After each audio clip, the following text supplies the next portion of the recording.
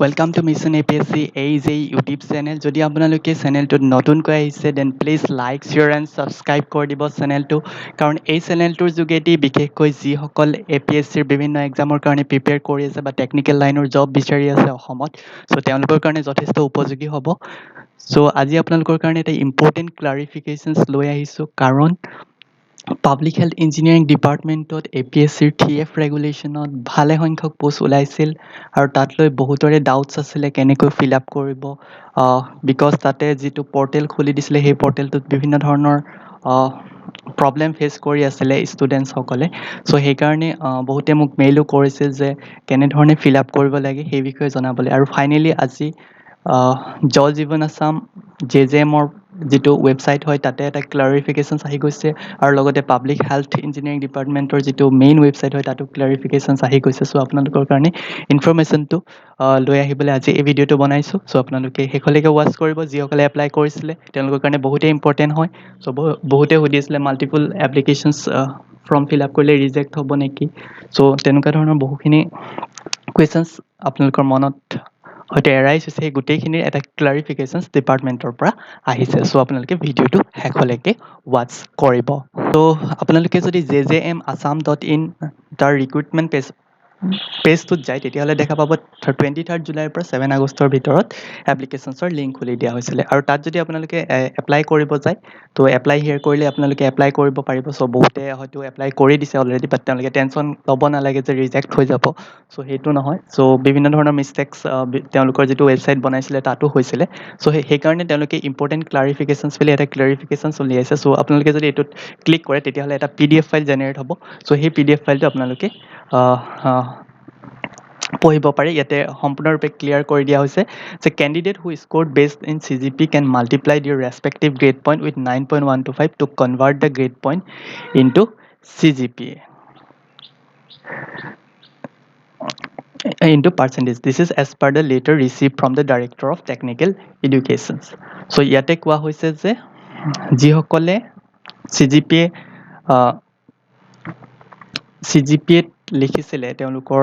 যিটো পাৰ্চেণ্টেজ তো তেওঁলোকক কোৱা হৈছে তেওঁলোকে পাৰ্চেণ্টেজটো মাল্টিপ্লাই কৰি ল'বলৈ কৈছে 9.125লৈকে কাৰণ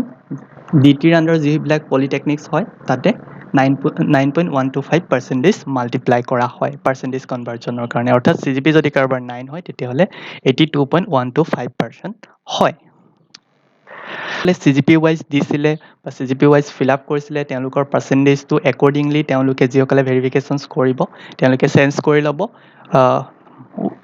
বাই ইউজিং 9.125 বা আপোনালোকেও নিজে চেঞ্জ কৰি ল'ব পাৰিব যদি আপোনালোকে এতিয়ালৈকে এপ্লাই কৰা নাই চ' 100ত যিটো পাৰ্চেণ্টেজ আহে সেইটো লিখি দিলেও আপোনালোকে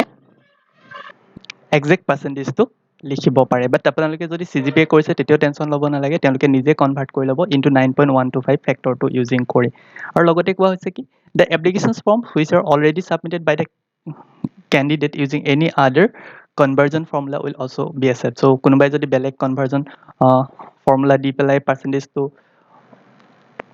ভৰোৱা হয় বা লেট ছাপ'জ কাৰোবাৰ যদি CGPA 9 আছিলে তেওঁ যদি 90% দিও ফিল আপ কৰিছে তেওঁলোককো একচেপ্ট কৰা হ'ব বাট আপন ভেৰিফিকেশ্যন যেতিয়া মাৰ্কছবিলাকৰ ভেৰিফাই কৰিব সেইটো সময়ত কি কৰিব CGPAৰ লগত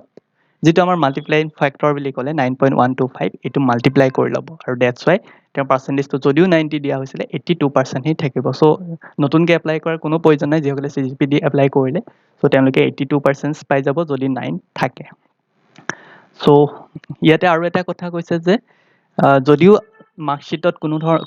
কিবা যদি কনভাৰ্জন বেলেগ ফৰ্মুলা থাকে like CGPA into 10 CGPA into 9.5 চ' সেই কনভাৰ্জন ফৰ্মুলাবিলাক তেওঁলোকে একচেপ্ট নকৰে তেওঁলোকে অনলি 9.125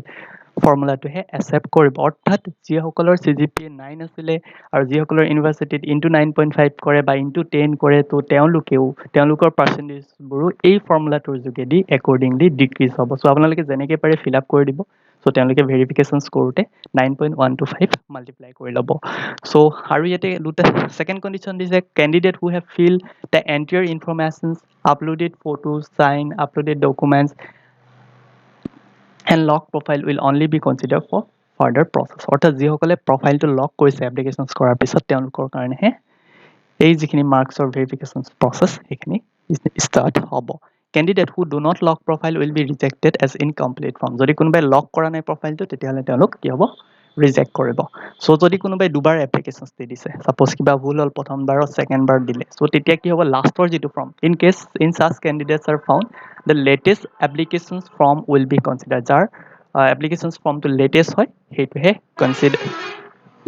কনচিডাৰ কৰিব so' name of the candidate চাব date of birth mother's name father's name এইকেইটা যদি মেটচ কৰে তেতিয়াহ'লে তেওঁলোকে গম পাব যে ডুপ্লিকেট হয় চ' সেইকাৰণে তেওঁলোকে যিটো লাষ্টত এপ্লাই কৰিছিলে সেইটো কনচিডাৰ কৰিব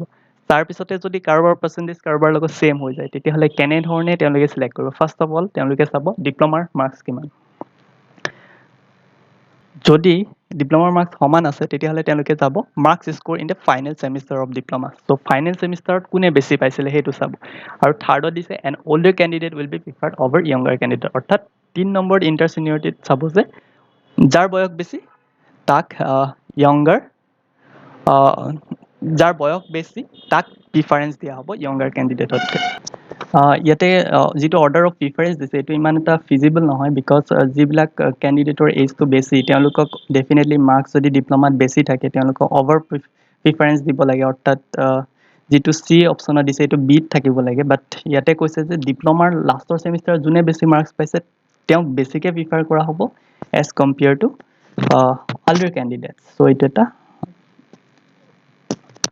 ইমান এটা ভাল ডিচিশ্যনছ নহয় বিকজ য়ংগাৰ কেণ্ডিডেটছবিলাকেহে প্ৰিফাৰেঞ্চটো পাব এনেধৰণে কৰিলে আৰু লাষ্টত কৈছে list of candidate who have lock their profile will be displayed so' that if some candidates have queries then those queries can be addressed before generating the merit list so' list of candidate আৰু lock profile সেই গোটেইখিনি display কৰা হ'ব আৰু তাৰপিছতে কোৱা হ'ব যে যদি কাৰোবাৰ কিবা কুৱেৰিজ থাকে তেতিয়াহ'লে সেই কুৱেৰিজবিলাক তেওঁলোকে তাতে সুধিব পাৰিব মেৰিট লিষ্টখন বনোৱাৰ আগত চ' সেইখিনি আছিলে তেওঁলোকৰ ফালৰ পৰা ইম্পৰ্টেণ্ট নটিফিকেশ্যন যদি আপোনালোকে এতিয়ালৈকে এপ্লাই কৰা নাই এপ্লাই কৰি ল'ব পাৰে আৰু কোনোবাই যদি ভাবিছে মডিফাই কৰোঁ বুলি ভাবে তেন বেলেগ ফোন নম্বৰ দি পেলাই আপোনালোকে ফিল আপ কৰিব পাৰে চ' সেইখিনি আছিলে আজিৰ ভিডিঅ'টো যদি আপোনালোকে ভিডিঅ'টো চাই উপকৃত হোৱা বুলি ভাবে তেন please like share and subscribe কৰি দিব আৰু এনেকুৱা ধৰণৰ আপডেটসমূহৰ বাবে এই চেনেলটো আৰু যিটো নটিফিকেশ্যন বেল আইকন সেইটোও প্ৰেছ কৰি থ'ব চ' থেংক ইউ ফৰ ৱাচিং